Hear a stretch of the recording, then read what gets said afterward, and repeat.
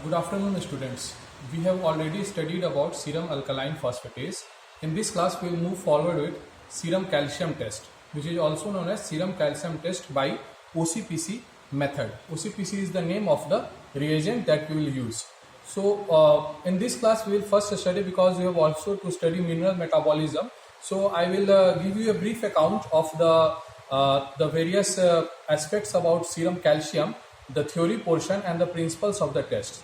So we will start first with minerals. So minerals are broadly divided into two: the principal elements and the trace elements. ठीक है, तो principal elements are required in amounts more than 100 milligram per day, and trace elements are required in less than 100 milligram per day. That is the recommended dietary allowance. ठीक है, तो in principal elements we have the calcium, the phosphorus, sodium, chloride, magnesium, sulfur, the common elements that you know. And in trace elements we have iron, copper, okay, aluminium, and these are all the trace elements. So we will start with serum calcium. In serum calcium you have to basically know about three things. One is the biochemical functions of serum calcium, second is about the homeostasis of serum calcium, and third is about the various disease states associated with hypercalcemia and hypocalcemia. So we will start with serum calcium. So serum calcium, the normal serum calcium values is 9 to 11 milligram per deciliter. Now serum calcium is the most abundant mineral in our body, but 99% of it is stored in the bones. Only 1% is in the functional state in blood, out of which half is in the ionized form, 10% is chelated with the phosphates and bicarbonates, the various anions in blood, and the rest 40% is associated with albumin. So you understand that a decrease in albumin value will also cause a decrease in the serum calcium levels.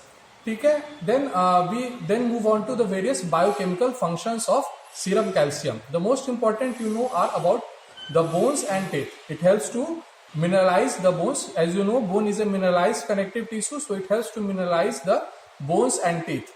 Then second is the important part of serum calcium. You see, the bone part constitutes the 99% of the serum of the calcium amount in our body.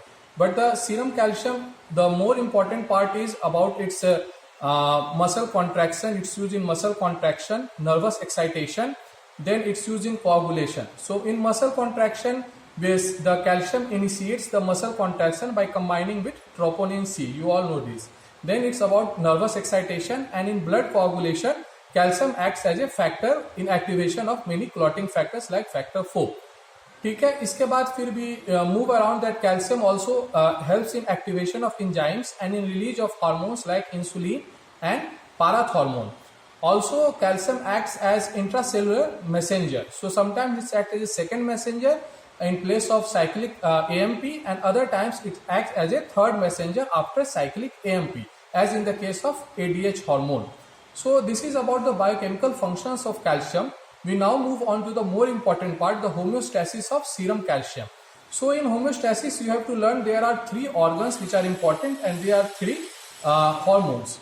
Because so three organs important are intestine, bone and kidney, and the three hormones important are calcitriol, which is also the activated form of vitamin D, parathormone secreted by parathyroid glands, and calcitonin secreted by parafollicular cells of thyroid gland. So how do they act in conjunction to maintain the homeostasis of serum calcium?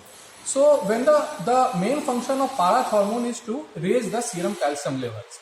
So suppose in a condition where there is hypocalcemia, the parathormone's levels will be increased. This parathormone acts at three levels. The primary function, the immediate function it does, is that it helps in reabsorption of calcium from the kidney tubules.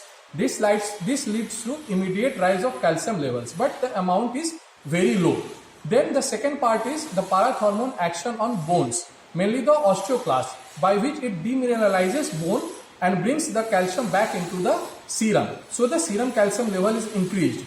The another third part which helps to increase the total amount of calcium in the body is by parathormone acts via calcitriol or intestine.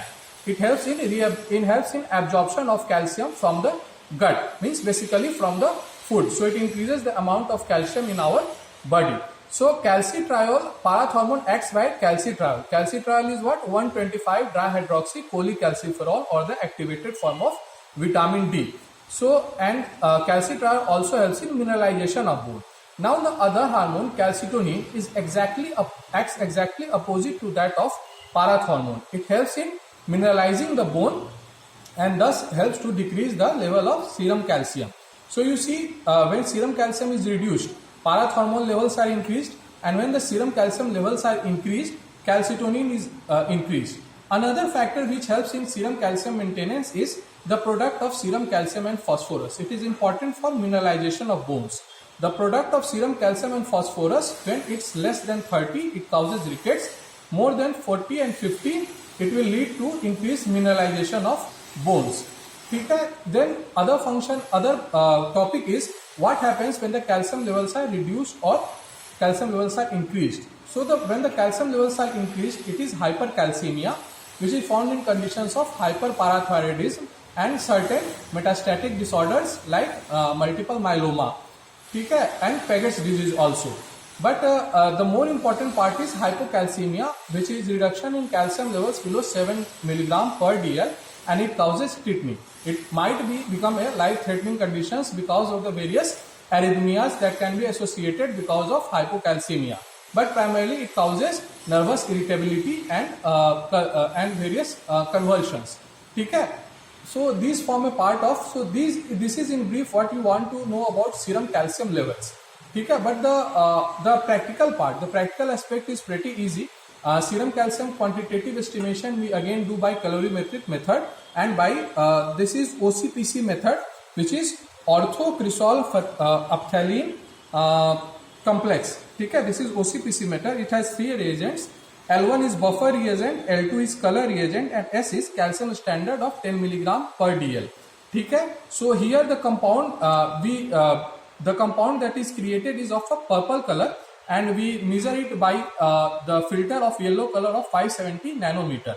The reaction is pretty easy. We add the serum to the OCPC, and at 25 degrees Celsius for 5 minutes we incubate it, and then it gives the result. Okay? The purple coloration is produced. We have tried for 3. You can see here, this is the blank.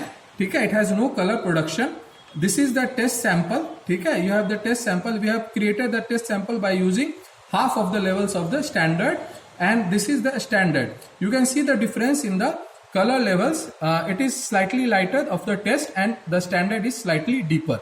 Okay? This is the color that is produced while we are doing, and then we will measure it by the calorimeter about the various optical densities, and the OD of test by OD of a standard into the concentration of a standard will give us the actual serum calcium value. Now one important thing is, when you measure serum calcium, it's actually the total calcium in our serum. That means it includes the ionized part as well as the non-ionized part that is attached to the albumin, and the 10% part that is attached to the various anions. If we want to measure only the ionized part, like in some diseases like hyperparathyroidism, we have to do a different test. Here we are doing the test for total calcium present in the serum.